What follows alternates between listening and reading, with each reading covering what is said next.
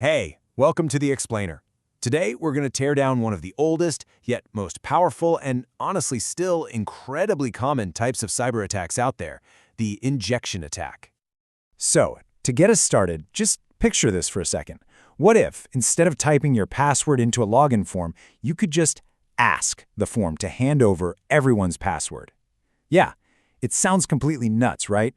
But that's the exact kind of superpower an injection attack can give someone.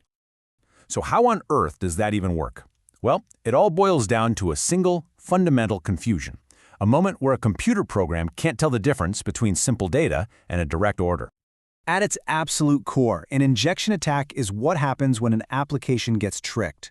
An attacker sends it some cleverly crafted input that looks like normal, everyday data, like a username or something you type in a search box.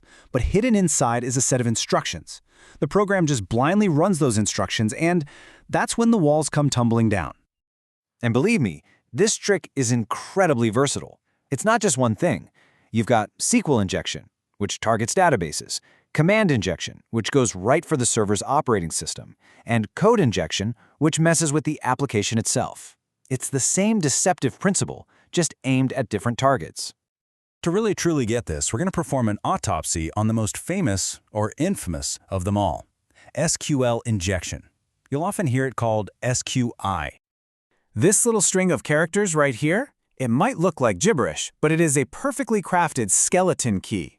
Every single character has a job to do, and its mission is to completely manipulate the database query that's running behind the scenes when you hit login. And this is how it works. It's pure genius in a devious way. A normal query is waiting for your email and password, but the attacker's input just shatters that logic. That first little quote, it prematurely closes the text field for the email. Then you get or 1 equals 1. Well, 1 always equals 1, so that condition is automatically true.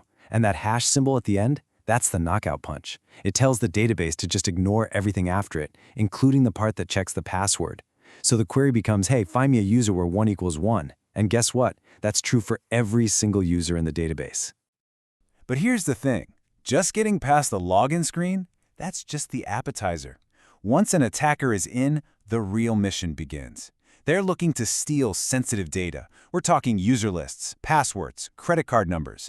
They can change data, delete it, or even escalate their own privileges to become an admin and take over the entire system. And this isn't just random hacking. Attackers follow a very clear, methodical playbook.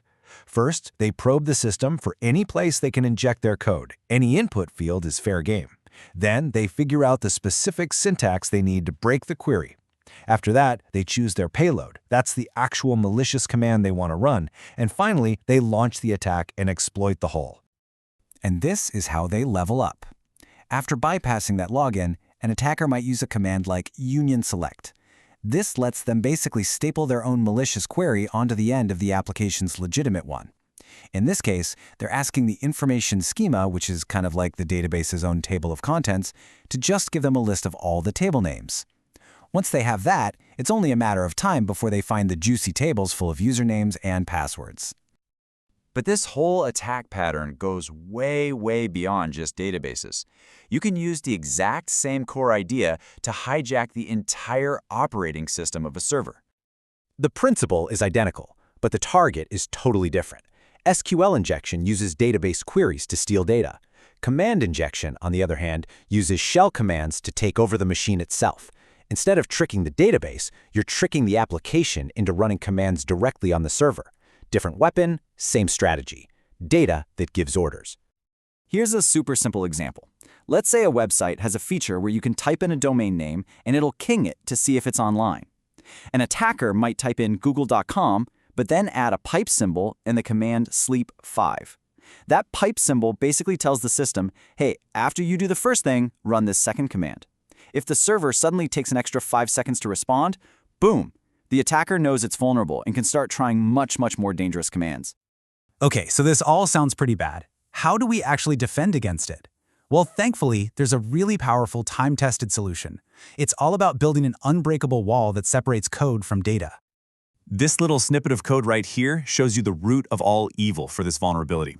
You see how the program is just mashing together the command string and whatever the user typed in? It's literally just pasting text together to build the final query. This is what opens the door for an attacker's data to be misinterpreted as a command.